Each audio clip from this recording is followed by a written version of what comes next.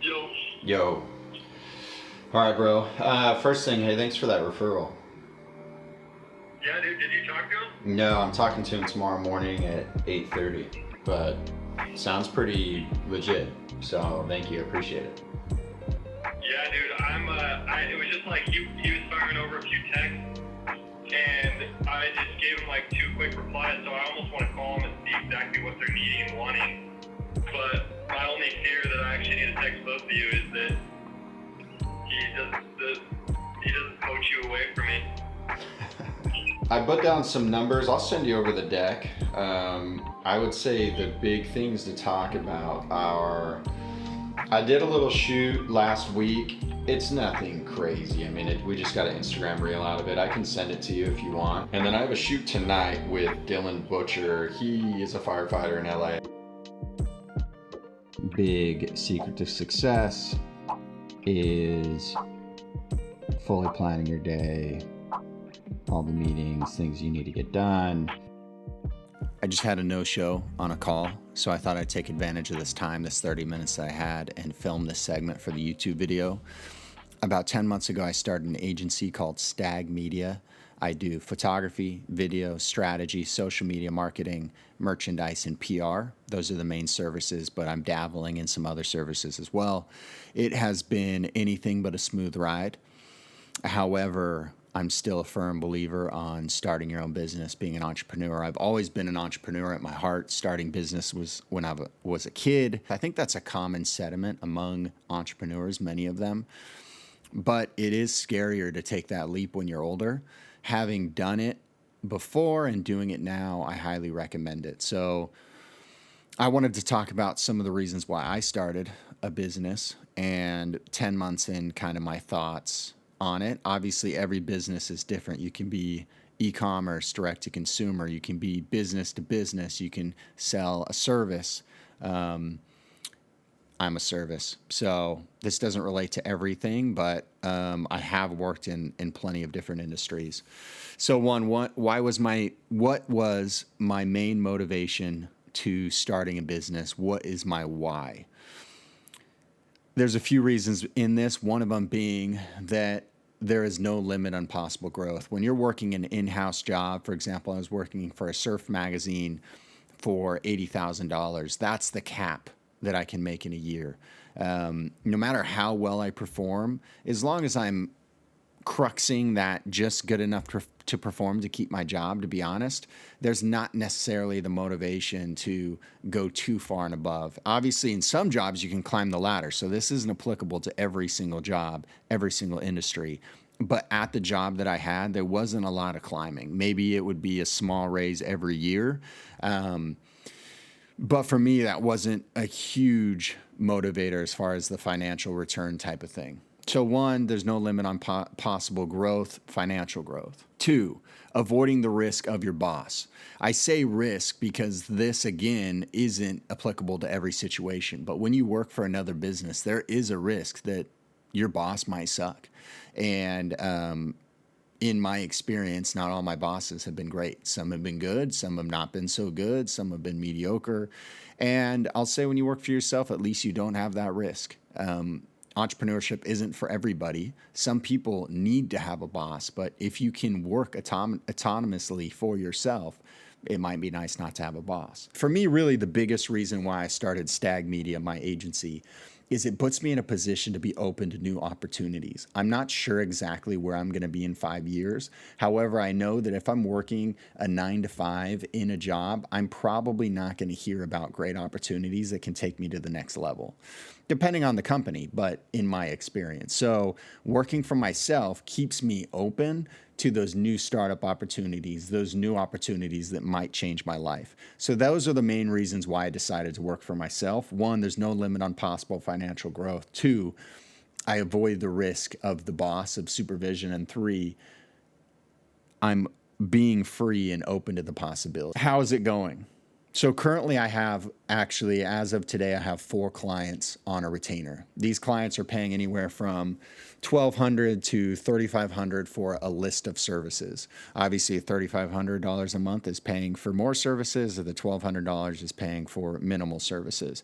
I calculate those services out according to how much time it's going to take me. Not only how much time it's going to take me, but how much time it might take someone else. Just because I'm fast, I don't penalize myself because I've been doing this kind of thing for a long time.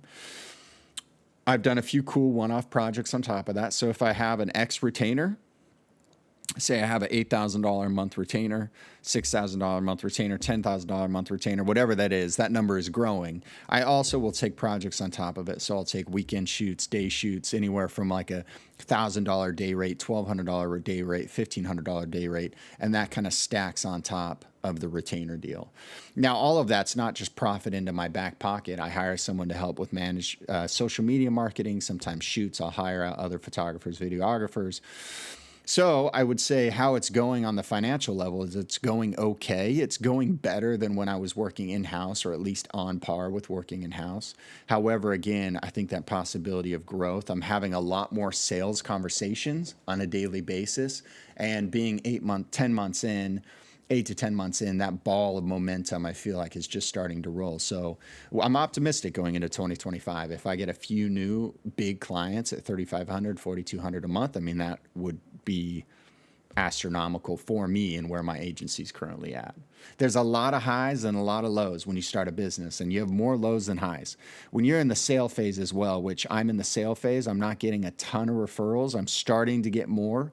Some of my clients have been awesome, but awesome at that, but it just takes time. Some things I've learned. So some things I've learned, just top of the mind, is that the sales pipeline is essential. It really is all sales. When you're running a marketing agency specifically, it's all about getting new meat on the table, new clients in the door, and that process takes time. The conversations that I'm having today with potential clients might not turn into actual business for 5 months, 6 months. Maybe somebody's just fishing. They're not exactly ready to hire someone yet. Also, nobody knows what I do. You know, when you start a business, you automatically assume people care. They don't care. There's tons of marketing agencies out there. So it just takes time to develop a reputation that, one, people know what you do, and two, they know you do a good job. I feel like that story is being told. I'm telling it frequently through social media, through LinkedIn, with numbers, key indicators. This is what I'm doing for other clients. And again, I'm optimistic that it's going to grow. But that sales pipeline, it's a constant battle. I mean, I will sit on LinkedIn and I will message people for hours. I will cold call people. I will email people. And it sucks. It's hard. It's not my biggest nature to be a salesman. But it's just that freaking grind that you have to do to figure it out when you're starting a business. And I would say it's similarly, that sales funnel is similar in a lot of businesses, but especially B2B. I'm also learning what to get paid. That was a big thing when I started out. I didn't know exactly what to charge for my services. And obviously, if you get 2 clients paying you $1,000 a month for double the work, you could do that, or you could just get 1 client paying you $2,000 a month. And I would say that what you charge is somewhat arbitrary. Many agencies or people or freelancers would charge different amounts for the same services. So that's been a big learning curve, and that's just taken talking to other agencies. I've had a lot of calls with agency members. That's been Googling, that's been ChatGPTing, and also just trying to hold true to what I think I'm worth. I do offer a la carte pricing, meaning when I bill or when I put a quote together for a client, I will give them different options. And that's something that's really helped, so that if I'm getting paid a lesser amount, that's okay, but I'm doing less work for that, rather than just doing a bundle price and potentially shooting myself in the foot. And then the last thing I'd say is that you can't do it all yourself. And this is something that I'm not executing well, because I don't believe I have enough money really in the shoot. But I eventually would love to hire more social media managers, more photographers, more videographers, and surround myself with a talented team. I'm getting that process going. And I think in 2025, if I get a few of these big clients I'm talking to on the table, then that will really enable me to get some more people involved, because you can't do everything. And everybody's a specialist. I'd say I'm a specialist of client relations. I'm a specialist of ideas. I'm a specialist of overall strategy. I'm also really good at photography, but somebody else might be a little bit better than me at videography, at working a camera. Someone might be a little better than me at managing the social media platform. I'm good at that, but it's just not something I want to do also. So those are some things that I'm learning right now on the day-to-day. What excites me about the future? I would say I'm excited about growing my network and being open to possibility. Again, I'm having so many more conversations today than I was having when I was in-house about building things. Just last night, one of my best friends, Andy, called me with an amazing business idea. I was able to hear it out, and I was able to, ideate how could this happen in reality rather than being, I have a 9-to-5 job, I can't really think about this. So that excites me, having those conversations and rubbing shoulders with other entrepreneurs who are talented. And when you work for yourself, you just open yourself up to that.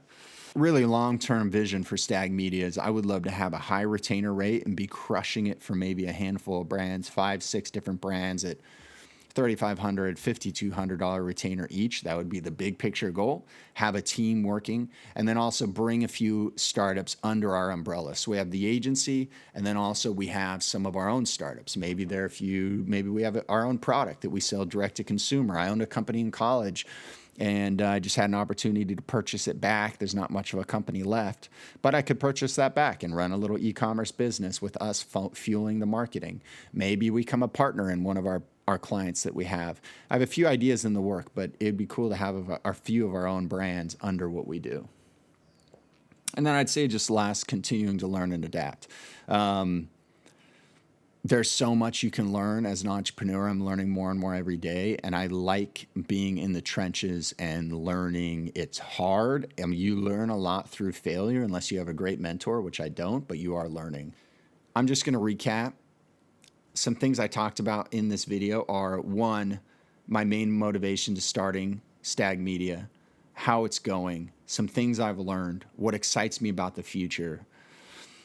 And then lastly, I'd just say if someone wanted to start a business, I would say to do it. I would say absolutely start a business. However, be intentional about what you're starting. It is true that some businesses are foul balls. Some are quick out, strikeouts. Some are first base, second base, third base, home runs. I think you will benefit from starting any business, but it is smart to be intentional about the business that you start. How you can be intentional is you can do market research, you can network, you can ask people what they're doing, you can interview potential customers, and that might pivot the business that you start. If you don't know exactly what the home run is, then maybe you start something like I did, Stag Media, that enables you to still be open, your eyes are open, your ears are open for that home run business idea to come along. I'm just going to sign off with that. Thanks for watching. Please subscribe. Please watch the next one. And hit me up with what businesses you're starting in the comments and the messages. I'm excited to hear about it. And yeah, get after it.